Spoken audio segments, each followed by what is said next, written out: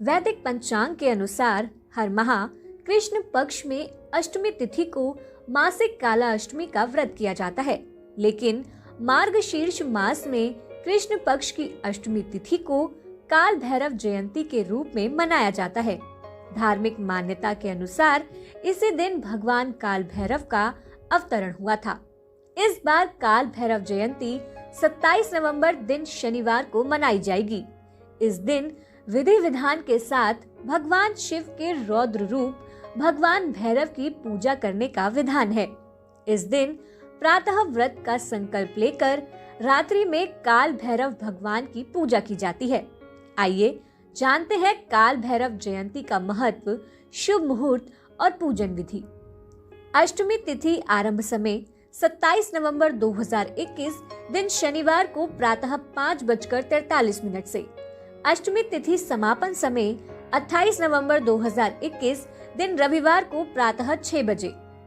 भगवान काल भैरव की पूजा करने से साधक को भय से मुक्ति प्राप्त होती है। इनकी पूजा से ग्रह बाधा और शत्रु बाधा से मुक्ति प्राप्त होती है। भगवान काल भैरव के विषय में ग्रंथों में जिक्र मिलता है कि अच्छे कार्य करने वालों के लिए काल भैरव भगवान का स्वरूप कल्याणकारी है और अनैतिक कार्य करने वालों के लिए ये दंडनायक है। मान्यताओं के अनुसार जो भी भगवान भैरव के भक्तों का अहित करता है, उसे तीनों लोकों में कहीं भी शरण प्राप्त नहीं होती है। भगवान काल भैरव की पूजा विधि इस प्रकार है। अष्टमी तिथि को प्रातः स्नान आदि करने के पश्चात व्रत का संकल्प ले। भगवान शिव के समक्ष दीपक जलाएं और पूजन करें। काल भैरव भगवान का पूजन रात्रि में करने का विधान है। शाम को किसी मंदिर में जाएं और भगवान भैरव की प्रतिमा के सामने चौमुखा दीपक जलाएं। अब फूल, इमरती, जलेबी, उड़द, पान और नारियल आदि चीजें अर्पित करें। इसके बाद वही आसन पर बैठकर काल भैरव भगवान का चालीसा पढ़ना चाहिए। पूजन पूर्ण होने के बाद आरती करें और जाने अनजाने में हुई गलतियों के लिए क्षमा मांगे। भगवान काल भैरव से जुड़ी पौराणिक कथा इस प्रकार है। कथा अनुसार एक बार त्रिदेवों में श्रेष्ठता को लेकर बात चल रही थी। जब इस बात को लेकर विवाद होने लगा, तब सभी देवताओं को बुलाकर बैठक की गई, लेकिन कोई निष्कर्ष नहीं निकला।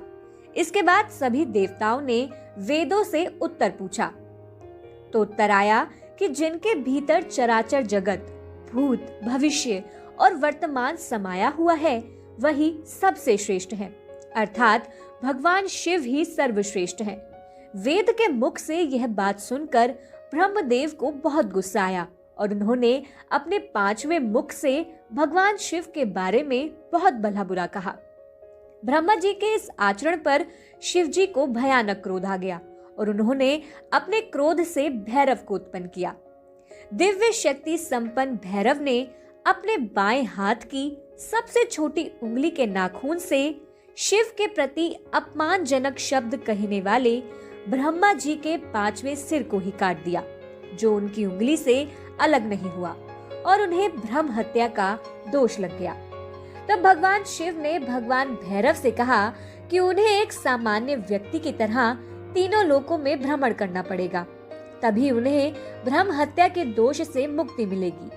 वर्षों तक भटकने के बाद काशी पहुंचते ही ब्रह्मदेव का सिर भगवान भैरव के हाथ से अलग हो गया और तभी से काल भैरव जयंती को दंडपाणी दिवस भी कहा जाने लगा।